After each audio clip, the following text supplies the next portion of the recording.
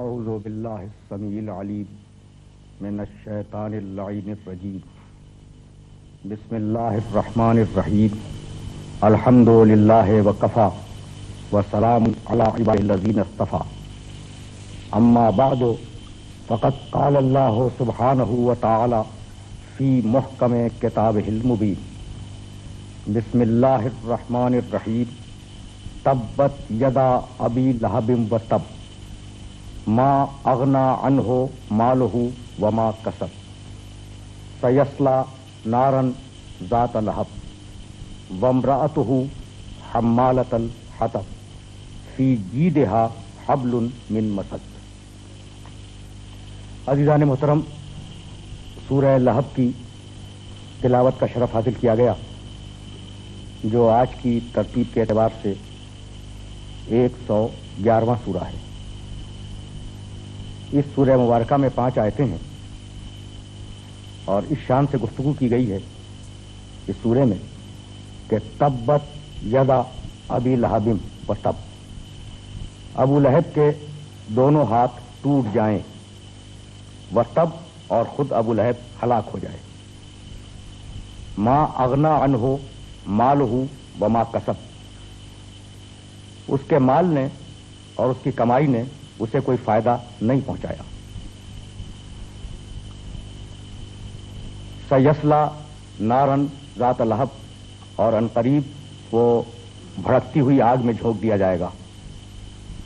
وامرأتہ حمالۃ الحطب، اور اس کی عورت، اس کی بیوی لکڑیاں چننے والی ہے۔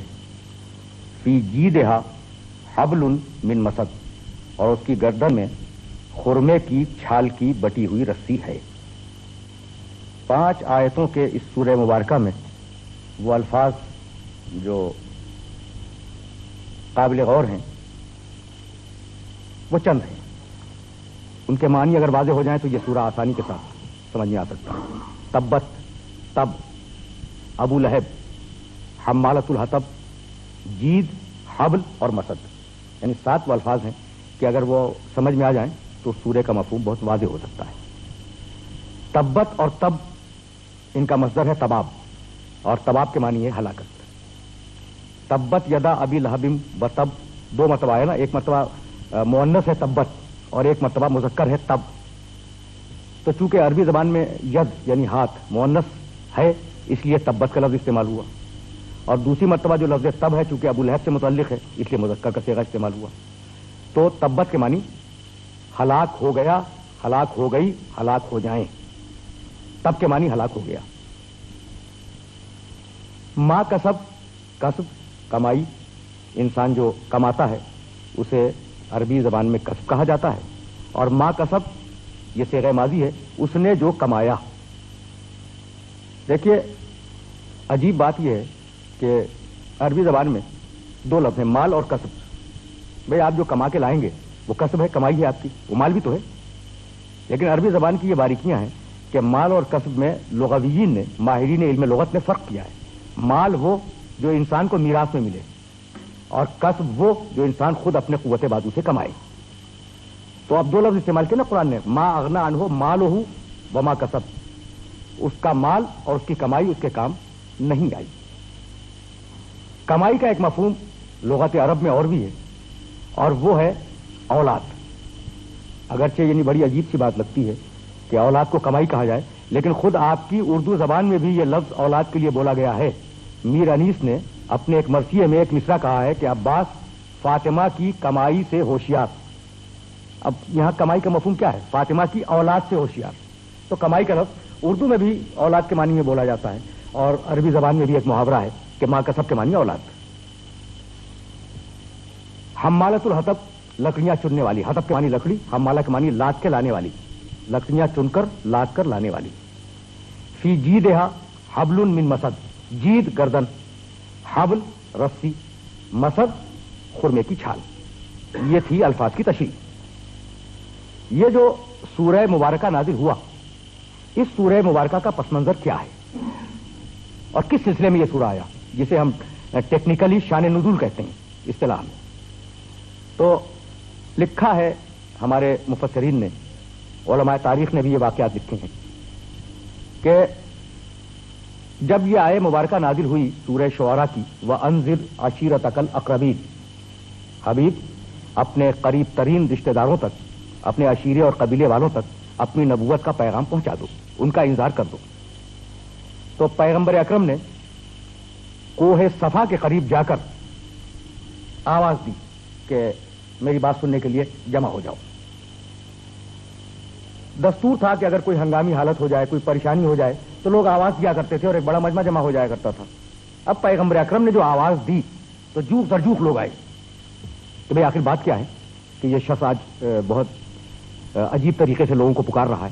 لوگ جب جمع ہو گئے تو پیغمبر اکرم کوہ صفا کی چوٹی پر بلند ہوئے. اب کوئی بہت لمبا چوڑا پہاڑ نہیں ہے، وہ صفا و مروہ کے درمیان جو صحیح کی جاتی ہے تو صحیح کرنے والوں نے اس پہاڑ کو دیکھا ہوگا، بہت چھوٹا سا ایک پہاڑ ہے. تو کوہ صفا کی چوٹی پر بلند ہوئے اور آپ نے اپنے نبی ہونے کا اعلان فرمایا اور پروردگار عالم کی وحدانیت کا اعلان فرمایا. لوگ تو یہ سوچ کے آئے تھے کہ کوئی انتہائی اہم اور بڑی گمبھیر سی بات ہوگی.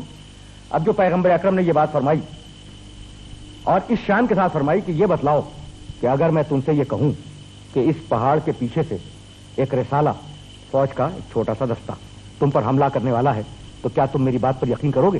اس پورے مجمع نے کہا کہ ہاں، اگر تم کوئی بات کہو گے اور یہ کہو گے کہ بھئی لشکر حملہ کرنے والا ہے تو ہم تمہاری بات کا یقین کر لیں گے. اس شان کے ساتھ، یعنی پہلے آپ نے اعتراف کروا لیا کہ تم میری بات کا یقین کرو گے، پھر آپ نے فرمایا کہ خدا کو ایک مانو اور مجھے اس خدا کا رسول تسلیم کر لو. بس یہ سننا تھا کہ لوگ ایک دوسرے کی صورتیں دیکھنے لگے اور ابو لہب نے جھنجھلا کر اور جھلا کر یہ کہا تبن لک ما جمعتنا الا لہذا، تو ہلاک ہو جائے، تیرے ہاتھ ٹوٹ جائیں، نعوذ باللہ من ذالک، تو برباد ہو جائے، تو نے ہمیں اس کام کے لیے جمع کیا تھا. تو ایک گروپ مفسرین کا اور مورخین کا اس واقعے کو لکھتا ہے. دوسرے گروپ نے یہ لکھا کہ جس میں امام فخر الدین رازی بھی شامل ہیں اور دوسرے مفسرین بھی شامل ہیں، طنطاوی جوہری جیسے مشہور و معروف مفسرین شامل ہیں. انہوں نے لکھا کہ جب یہ ذوالعشیرہ کی آیت نازل ہوئی اور پیغمبر اکرم نے ذوالعشیرہ کی دعوت کے بعد کھڑے ہو کر تقریر فرمائی، مختصر ترین خطبہ دیا اور لوگ جب جانے لگے تو ابو لہب نے مڑ کے یہ کہا تھا کہ تبن لک، تو اس پر وائے ہو، تو نعوذ باللہ برباد ہو جائے، تو تباہ ہو جائے، تو ہلاک ہو جائے، تو نے اس کام کے لیے ہمیں جمع کیا تھا. تو دو واقعے ملتے ہیں تفسیروں میں اس سورہ مبارکہ کے شان نزول کے سلسلے میں. لیکن اگر آپ ملاحظہ فرمائیں گے تو آپ کو یہ اندازہ ہوگا کہ تاریخ نے اور سیرت کی کتابوں نے مختلف مقامات پر ابو لہب کے اس جملے کو محفوظ کیا ہے. فقط کوہ صفا کا واقعہ یا ذوالعشیرہ کا واقعہ نہیں، اور مختلف مقامات پر ابو لہب نے بار بار لفظ تب کا استعمال کیا، لفظ تب پیغمبر اکرم کے لیے کہ تو نعوذ باللہ ہلاک ہو جائے، تباہ ہو جائے، تیرے ہاتھ ٹوٹ جائے، تو ناکارہ ہو جائے کہ یہ باتیں ہم سے نہ کر سکے. ان جملوں کو پیغمبر اکرم سنتے رہے، یعنی فقط دو واقعے نہیں، اور بھی واقعات ہیں تاریخ کے اندر، ان جملوں کو سنتے رہے اور پیغمبر اکرم نے کسی رد عمل کا کوئی مظاہرہ نہیں فرمایا. پیغمبر اکرم کی تسلی کے لیے اور اس کی زبان بند کرنے کے لیے پروردگار عالم نے اس سورہ کو نازل فرمایا. یہ ہے اس کی بیک گراؤنڈ اور اس کا پس منظر، شان نزول. ذرا ذہن میں باتوں کو محفوظ کرتے چلے جائیں. اور اس شان کے ساتھ یہ سورہ مبارکہ نازل ہوا کہ نام لیا تبت یدا ابی لہب و تب، ابو لہب کے دونوں ہاتھ ٹوٹ جائیں اور ابو لہب ہلاک ہو جائے یا ابو لہب ہلاک ہو گیا. دونوں ترجمے اس لفظ تب کے ممکن ہیں، اس لیے دونوں ترجمے عرض کر رہا ہوں. ابو لہب کنیت ہے، نام نہیں ہے. اس کا نام تھا عبد العزیٰ ابن عبد المطلب. اس کی کنیت ہے ابو لہب. لہب کے معنی شعلہ اور ابو لہب کے معنی شعلے والا. تو لکھا ہے مفسرین نے اور علماء لغت نے کہ یہ کنیت اس لیے رکھی گئی تھی کہ اس کے رخسار سرخ تھے، اس لیے رخساروں کی مناسبت سے اسے ابو لہب پکارا گیا. لیکن اگر آپ توجہ فرمائیں گے تو آپ کو یہ اندازہ ہوگا کہ قرآن ایک عالمگیر کتاب ہے، قرآن ایک آفاقی کتاب ہے. اور عجیب و غریب بات یہ ہے کہ پیغمبر اکرم کے موافقین اور مخالفین جو ان کے عہد میں پائے جاتے تھے، ان میں سے سوائے دو کے کسی کا نام قرآن نے نہیں لیا. مخالفین میں ابو لہب کا نام لیا سورہ لہب میں، اور موافقین میں حضرت زید ابن حارثہ رضی اللہ تعالیٰ عنہ کا نام لیا سورہ احزاب کے اندر. اس کے علاوہ نام نہیں ہے قرآن مجید میں. کیوں؟ اس لیے کہ قرآن مجید کا اصول یہ ہے کہ آیت کسی بھی شخص کے لیے نازل ہو. بھیا کتاب آفاقی ہے, کتاب عالمگیر کتاب ہے, اسے ٹائم اور اسپیس کے اوپر محیط ہو جانا ہے.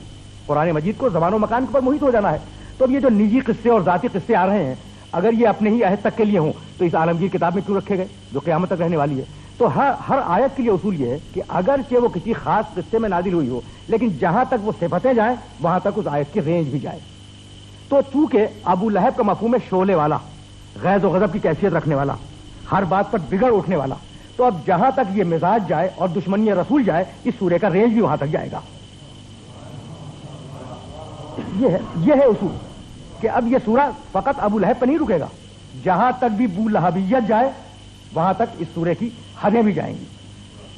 اچھا, تو پروردگار عالم نے یہ نام کیوں استعمال کیا؟ نام نہیں استعمال کیا, عبدالعزیٰ نہیں کہا, ابو لہب کہا, صرف اس لیے کہ وہ صفت رہے اور صفتیں منطبق ہوتی رہے قیامت تک.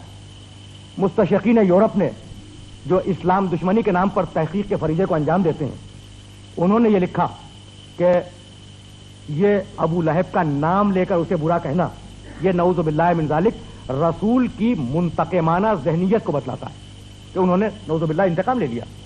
لیکن عزیزان محترم, یہ جو تحقیق کے نام پر اسلام دشمنی کی جاتی ہے, اب ظاہر ہے کہ ہمارا یہ موضوع نہیں ہے, کبھی ہم اس کے اوپر آپ کی خدمت میں اس موضوع پہ گفتگو کریں گے. تو حقیقت میں یہ تحقیق نہیں ہے. ابھی میں نے آپ کی خدمت میں عرض کیا کہ مخالفین میں سے کل ایک شخص کا نام ہے قرآن مجید میں, یعنی اس کو پرسنیفائی کیا, اسے مشخص کیا ایک شخص کو, ابو لہب کو. بھائی اس سے بڑا مخالف بھی تو موجود تھا نا, ابو جہل, عاص ابن وائل سہمی, مغیرہ, اور بہت سے لوگ تھے. انتہائی آپ کو عرب سرداروں کے نام مل جائیں گے تاریخوں میں جو انتہائی شدید دشمنی رکھتے تھے پیغمبر اکرم سے. تو کیوں نہیں آیا قرآن مجید میں ان کا نام؟ یہ فقط ابو لہب کو کیوں منتخب کیا گیا؟ تو اس کا مطلب یہ ہے کہ کوئی منتقمانہ ذہنیت کام نہیں کر رہی تھی, بلکہ اس کے پس منظر میں کوئی نہ کوئی بلیغ مصلحت پوشیدہ تھی. اور وہ بلیغ مصلحت یہ پوشیدہ تھی کہ ابو لہب چونکہ بہت بڑا سردار تھا اور اس کی پشت کے اوپر سینکڑوں اور ہزاروں کا مجمع تھا دشمنی رسالت کے لیے, تو اسے نام لے کر رسوا اور بدنام کیا گیا تاکہ وہ اس محاذ سے ہٹ جائے. اور جب وہ اس محاذ سے ہٹے تو کم سے کم دشمنی رسالت کا ایک کونا تو ٹوٹ جائے, ایک محاذ تو ٹوٹ جائے. تو اس لیے ابو لہب کا نام لیا گیا اور دشمنوں کے مقابلے میں. دوسرا سبب جو مفسرین کی سمجھ میں آیا وہ سبب یہ تھا کہ بڑے اعلیٰ قبیلے والا انسان تھا. شجر نسب کے اعتبار سے ابو لہب کے قبیلے کو آپ دیکھیں تو آپ کو اندازہ ہوگا کہ انتہائی اعلیٰ ترین قبیلے, خود پیغمبر اکرم کے قبیلے کا ہے اور پیغمبر اکرم سے قریب ترین رشتہ داری رکھتا ہے. تو بتلانا یہ تھا کہ ابو جہل کا نام نہیں لیا, مغیرہ کا نام نہیں لیا, عاص ابن وائل سہمی کا نام نہیں لیا, امیہ ابن ابی خلف کا نام نہیں لیا جو شدید ترین دشمن تھے پیغمبر اکرم کے. ابو لہب کو منتخب کیا. تو یہ بتلانا تھا کہ چونکہ رشتہ دار کی بات رشتہ دار کے حق میں بڑی معتبر سمجھی جاتی ہے نا.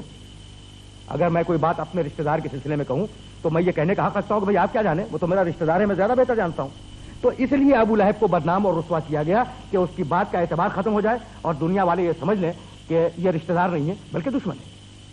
اور تیسرا اور آخری خیال جو مفسرین نے اس سلسلے میں لکھا ہے وہ خیال یہ ہے کہ ابو لہب کو سارے دشمنوں میں سے منتخب کر کے پروردگار عالم یہ بتلانا چاہ رہا تھا کہ راہ حق میں ہم رشتہ داریوں کو ترجیح نہیں دیا کرتے, اور راہ حق میں رشتہ داری کی ہماری نگاہ میں کوئی قیمت نہیں ہے.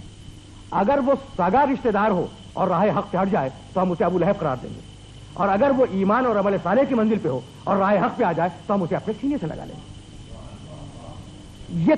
یہ تھا وہ پس منظر جس کی بنیاد پر پروردگار عالم نے ابو لہب کو منتخب کیا, اور ابو لہب کو منتخب کرنے کے بعد ایک پورا سورہ نازل کیا اس کے نام سے. اور کس شان سے وہ سورہ آیا؟ تبت یدا ابی لہب و تب, ٹوٹ جائیں ابو لہب کے دونوں ہاتھ, و تب وہ بھی ہلاک ہو جائے, اور دوسرا ترجمہ وہ ہلاک ہو گیا. بھائی میں اپنے سارے محترم سننے والوں سے یہ پوچھنا چاہ رہا ہوں کہ سورہ کافرون میں کیا شان ہے؟ قل یا ایھا الکافرون, حبیب کہہ دو قل, حبیب کہہ دو, کیا کہہ دو؟ یا ایھا الکافرون. بھائی یہاں ہے قل, قل تبت یدا ابی لہب و تب, قل نہیں ہے, ڈائریکٹ کہا, براہ راست کہا. یعنی وہ جملہ جو کافروں سے کہا پروردگار نے وہ خود نہیں کہا, پیغمبر سے کہلوایا. اور یہ تبت یدا ابی لہب و تب یہ پروردگار نے خود کہا, اس میں قل نہیں ہے. تو اب یہ فرق کیوں آیا؟ بھائی کافر ہے خداوند عالم کے دشمن اور ابو لہب ہے پیغمبر اکرم کا دشمن, تو پروردگار نے یہ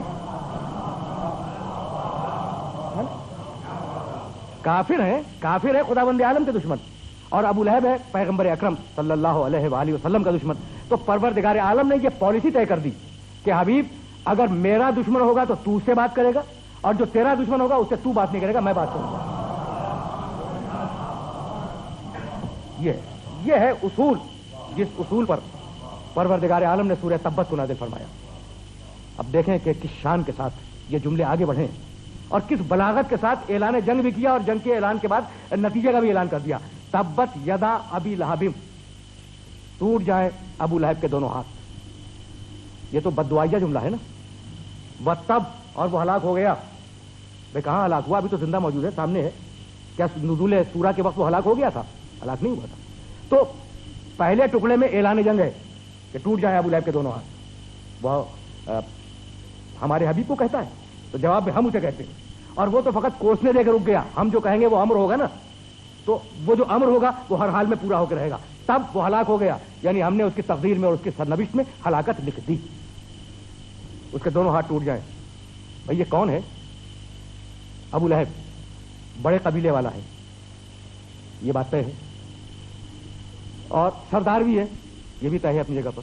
تو دو طاقتیں اپنے پاس رکھتا ہے نا، ایک قبیلے کی طاقت رکھتا ہے اور ایک سرداری کی طاقت رکھتا ہے، اور پھر یہ ہمارے حبیب کے مقابلے پہ آ رہا ہے. تو جب تو صحیح کہ اس کی دونوں طاقتوں کو ہم توڑ دیں. قبیلے کی طاقت بھی ٹوٹے گی، سرداری کی طاقت بھی ٹوٹے گی. ما اغنا عنہ مالہ وما کسب، نہ اس کا مال اس کے کوئی کام آئے گا، اور نہ اس کی کمائی یعنی اولاد اس کے کام آئے گی. توجہات مبذول رہیں. ما اغنا عنہ مالہ وما کسب، نہ اس کا مال اس کے کام آئے گا، اور نہ اس نے جو کمایا ہے، جو دولت کمائی ہے یا جو اولاد ہے اس کی، وہ اس کے کام نہیں آئے گی. بھائی میں پوچھنا یہ چاہ رہا ہوں اپنے سارے محترم سننے والوں سے کہ یہ جو جلال کی کیفیت ہے کہ تبت یدا ابی لہب وتب، ابو لہب کے دونوں ہاتھ ٹوٹ جائیں، بھائی تاریخ اسلام سے اور سیرت کی کتابوں سے کبھی آپ نے پوچھا کہ ابو لہب کا وہ کریکٹر کیا تھا جس پر پروردگار عالم کو اتنا جلال آ گیا؟ کیا کل یہ دو واقعے، کوہ صفا کا ایک واقعہ اور ذوالعشیرہ کا دوسرا واقعہ، ان دو واقعوں پہ اتنا جلال آیا؟ یا دو چار جگہوں پہ اس نے اور کہہ دیا کہ تبن لکا، نعوذ باللہ تو ہلاک ہو جائے، تو کیا اس پہ جلال آیا؟ نہیں. سیرت کی کتابوں میں ایک واقعہ ہے، اور اگر آپ اس واقعے کو ذہن نشین فرمائیں گے تو یہ آیت بہت کھل کے سامنے آ جائے گی. سیرت نگاروں نے لکھا کہ پیغمبر اکرم صلی اللہ علیہ وآلہ وسلم کا یہ دستور تھا کہ آپ جب موسم حج میں مجمع خانہ کعبہ کے چاروں طرف جمع ہو جایا کرتا تھا تو تبلیغ کے لیے تشریف لے جاتے تھے. دیکھیے حج جاہلیت میں بھی تھا، ان کے اپنے طریقے تھے، ان کی اپنی رسمیں تھیں، ان کے اپنے روایات تھے، لیکن وہ ایک موسم حج میں اجتماع کیا کرتے تھے اور حج کرتے تھے اپنے طریقے سے. چونکہ ایک بہت بڑا اجتماع ہوتا تھا، پیغمبر اکرم اس اجتماع کو استعمال فرماتے تھے تاکہ ان کا پیغام پوری دنیا میں پھیل جائے. ان حج پہ آنے والوں کے ذریعے تشریف لے جاتے تھے، عکاس کے میلے میں تشریف لے جاتے تھے، گلی کوچوں میں اعلان توحید فرماتے رہتے تھے. لکھا ہے سیرت نگاروں نے کہ ادھر پیغمبر اکرم کی ایک سیرت تھی مستقل کہ وہ گلیوں میں اور کوچوں میں جا کے تبلیغ کریں اور حاجیوں کے پاس جائیں، ان کے سامنے اعلان توحید کریں. اور دوسری طرف ایک طریقہ تھا ابو لہب کا کہ وہ دو جھولیاں لے کر ان میں پتھر بھر دیا کرتا تھا اور انہیں اپنے دونوں کندھوں سے لٹکا لیتا تھا اور دونوں ہاتھوں سے پتھر نکال کر پیغمبر اکرم کی پنڈلیوں کو مارتا تھا. یہ تاریخ ہے بھائی، عجیب و غریب بات ہے. یہاں تک کہ پیغمبر اکرم کی ساقھائے مبارک زخمی ہو جایا کرتی تھیں. اب تو بات کچھ کھل کے سامنے آئی نا کہ دونوں ہاتھ دشمنی رسالت میں انوالو ہوئے، دونوں ہاتھوں سے اسے پتھر پھینکے اور دونوں ہاتھوں سے پیغمبر اکرم کی ساقھائے مبارک کو زخمی کیا. اب پروردگار عالم کو جلال آیا اور اس نے کہا کہ یہ دونوں ہاتھوں سے ہمارے حبیب کی پنڈلیوں کو زخمی کرتا ہے. جب تو صحیح کہ ہم قیامت تک کے لیے اسے رسوا کر دیں قرآن کے اندر ہمیشہ رہنے والی کتاب میں، اور قیامت تک کے لیے یہ فیصلہ کر دیں کہ اس کے ہاتھ بھی ٹوٹ گئے، اس کی اولاد بھی ختم ہو گئی، اس کا مال بھی تباہ و برباد ہو گیا، اور اسے ہم ثابت کر کے دکھلا دیں. تو اب مجھے جملہ کہنے کی اجازت ہے کہ اس نے پنڈلیوں پر زخم لگائے، ابو لہب نے پنڈلیوں پر زخم لگائے، یعنی جس میں محمد سے دشمنی کی ابو لہب نے، تو پروردگار کو اتنی بری لگی اور پروردگار کو اتنا ناگوار گزرا کہ اس نے قیامت تک کے لیے ابو لہب کو قرآن میں بدنام کر دیا، رسوا کر دیا، ذلیل کر دیا، خار کر دیا. تو جس میں محمد سے جو دشمنی کرے اس کا حشر قرآن میں یہ ہے، تو اب اگر کوئی عظمت محمد سے روگردانی کر لے تو اس کا حشر دنیا و آخرت میں کیا ہوگا؟ اس سے قیاس کرے پیغمبر اکرم کے مقام کو اور پیغمبر اکرم کے مرتبے کو. تبت یدا ابی لہب وتب ما اغنی عنہ مالہ وما کسب سیصلی نارا ذات لہب.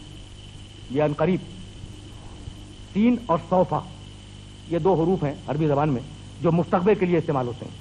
سین ان قریب، سوفا ذرا سا دور. تو یہاں ہے سین سیصلی نارا ذات لہب. ان قریب یہ ایک بھڑکتے ہوئے شعلوں کے گڈھے میں پھینک دیا جائے گا. اب آپ ملاحظہ فرمائیں گے کہ قرآن مجید کی یہ پیشین گوئی کس طریقے سے پوری ہوئی. بھائی عجیب بات ہے، وہ ہلاک ہو جائے، بھائی ہو گیا ہلاک تو ہوا، اس کا مال اس کے کام نہ آئے، اس کی اولاد اس کے کام نہ آئے. اب یہ تینوں باتیں جو اس سورہ مبارکہ میں آئی ہیں، ان تینوں باتوں کا آپ ملاحظہ فرمائیں. وہ ہلاک ہو جائے، اس کا مال اس کے کام نہ آئے، اس کی اولاد اس کے کام نہ آئے. جنگ بدر کے 7ویں روز یہ تاریخ لکھتی ہے، جنگ بدر کے 7ویں روز ابو لہب طاعون کے مرض میں ہلاک ہوا. اور چونکہ طاعون متعدی مرض ہے اس لیے اس کی اولاد اس کے قریب نہیں گئی. تاریخ اٹھا کے دیکھ لیں، 3 دن تک اس کی لاش پڑی رہی گھر کے اندر، کوئی اس کے قریب نہیں جاتا تھا، اولاد قریب نہیں گئی. لوگوں نے یہ کوشش کی کہ مال کثیر دے کر مزدوروں سے اٹھوا کے پھینک دیا جائے، یہ بھی ممکن نہ ہوا. تو کچھ حبشی غلام جو خاندان ہی کے تھے، انہوں نے اپنی پرانی شرافت کی بنیاد پر اسے اٹھا کر ایک گڈھے میں لے جا کے پھینک دیا، گڈھے کے اندر. یہ ہے تاریخ. تو نہ مال کام آیا، نہ دولت کام آئی، اور وہ ہلاک ہو کے رہا. اس طریقے سے قرآن مجید کی پیشن گوئی پوری ہوا کرتی ہے. اب سورہ مبارکہ اور آگے بڑھا. وامرأتہ حمالۃ الحطب، اس کی بیوی، زوجتہ نہیں ہے، اس کی بیوی، اس کی عورت، یہ تحقیر کا لفظ ہے، اس کی عورت حمالۃ الحطب، لکڑیاں چننے والی. دیکھیے ایک ہے لغت، ایک ہے تاریخ، ایک ہے محاورہ. اب حمالۃ الحطب کے لفظ کو لغت میں بھی دیکھیں، تاریخ میں بھی دیکھیں، محاورے میں بھی دیکھیں. حمالۃ الحطب کے معنی لکڑیاں چننے والی، لکڑیاں اٹھانے والی. مفہوم یہی ہے. لغت میں اس لفظ کے معنی ہے لکڑیاں چننے والی، لکڑیاں اٹھانے والی. انتہائی مالدار خاندان کی عورت، انتہائی مالدار خاندان میں بیاہی ہوئی، لیکن اس کی خساست اور اس کے بخل کا یہ عالم تھا کہ وہ اپنے گھر کے ایندھن کے لیے جنگلوں میں جا کر لکڑیاں اکٹھا کیا کرتی تھی. یہ ہے لغوی مفہوم. تاریخی مفہوم یہ ہے کہ وہ جو لکڑیاں چن کے لایا کرتی تھی، وہ اس کے کانٹے، لکڑیوں کے کانٹے اٹھا کے بچا کے رکھی جا کرتی تھی. اور رات کے وقت چونکہ دیوار سے دیوار ملی ہوئی تھی پیغمبر اکرم کے گھر سے، رات کے وقت دروازے کے اوپر پھینک دیا کرتی تھی کہ جب پیغمبر اکرم اپنے دولت سرا سے باہر تشریف لائیں تو ان کے پاہائے مبارک زخمی ہو جائیں. یہ ہے مفہوم حمالۃ الحطب کا. یعنی عجیب و غریب طریقے سے قرآن مجید نے اس ایک لفظ کو رکھا ہے. یعنی لغت کے اعتبار سے بھی سامنے آ گئی بات، اور تاریخی حقیقت بھی ایک سامنے آئی. اور اب تیسرا مفہوم حمالۃ الحطب کا اٹھا کے دیکھ لیں. عربی زبان کے جو محاوروں کی لغت ہے انہیں آپ اٹھا کے دیکھ لیں. حمالۃ الحطب کے معنی ادھر کی بات ادھر پہنچانے والا. حمالۃ الحطب کے معنی عیب تلاش کر کے دوسروں تک منتقل کرنے والا. اور اس عورت کا کمال ہی یہ تھا کہ یہ اپنے معاشرے میں عیب جو اور چغل خور مشہور تھی. تو یہ تینوں لفظ کے اوپر، یہ تینوں مفاہیم اس ایک عورت کی ذات کے اندر موجود ہیں اور اس کے اوپر پوری طریقے سے منطبق ہوتے ہیں. وہ بخیل بھی تھی، وہ پاہائے مبارک کو زخمی بھی کرنا چاہ رہی تھی، اور وہ چغل خور بھی تھی. تو ارشاد فرمایا کہ وامرأتہ حمالۃ الحطب، اس کی عورت لکڑیاں چننے والی ہے. فی جیدہا حبل من مسد، اور اس کی گردن میں خرمے کی چھال کی بٹی ہوئی رسی ہے. اس کی گردن میں تھا کیا؟ آپ کے علم ہے کہ اس عہد میں عربوں کے معاشرے میں عربوں کا جو قیمتی ترین ہیرے اور جواہرات کا ہار ہو سکتا تھا وہ ام جمیل کے گلے میں تھا. اس عورت کی کنیت ہے ام جمیل. تو کیا ہے؟ ہیرے کا ہار ہے. اور قرآن مجید کیا ارشاد فرما رہا ہے؟ فی جیدہا حبل من مسد، اس کے گلے میں کھجور کی چھال کی بٹی ہوئی رسی ہے. اب قرآن مجید کی پیشن گوئیاں خدا کی قسم اس طریقے سے پوری ہوتی ہیں کہ مورخین نے لکھا اور مفسرین نے سورہ لہب کے ذیل میں یہ لکھا کہ ایک دن لکڑی کا ایک بہت بڑا بوجھ گٹھا اپنے سر پہ لیے ہوئے وہ آ رہی تھی، اور اس بوجھ کو، اس گٹھے کو جس رسی سے اس نے باندھا تھا وہ کھجور کی چھال کی رسی تھی. اور اسے رسی کو باندھنے کے بعد اس نے اپنے گردن سے آویزاں کر لیا تھا تاکہ وہ سر کے اوپر محفوظ رہے. آرام کرنے کے لیے وہ ایک پہاڑ کے قریب بیٹھی اور اس نے اس بوجھ کو اٹھا کر ایک چھوٹے سے ٹیلے پر رکھ دیا. کسی ناگہانی طریقے سے وہ بوجھ گرا اور وہ رسی کھینچی اور اسی مقام پر دم گھٹنے سے اس کی موت واقع ہو گئی. تو کس طریقے سے قرآن مجید کی پیشن گوئی پوری ہوئی؟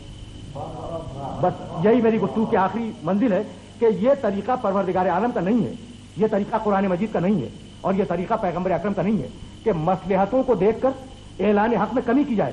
ہم مصلحتوں کو دیکھ کر اعلان حق میں کمی نہیں کرتے. اب چونکہ ہم مستقبل کو دیکھ رہے ہیں اور ہمارے پاس پوری کائنات کا غیب ہے, تو ہم یہ جان رہے ہیں کہ نہ ابو لہب اسلام لائے گا, نہ یہودی قیامت تک تمنائے موت کرے گا. وآخر دعوانا ان الحمدللہ رب العالمین.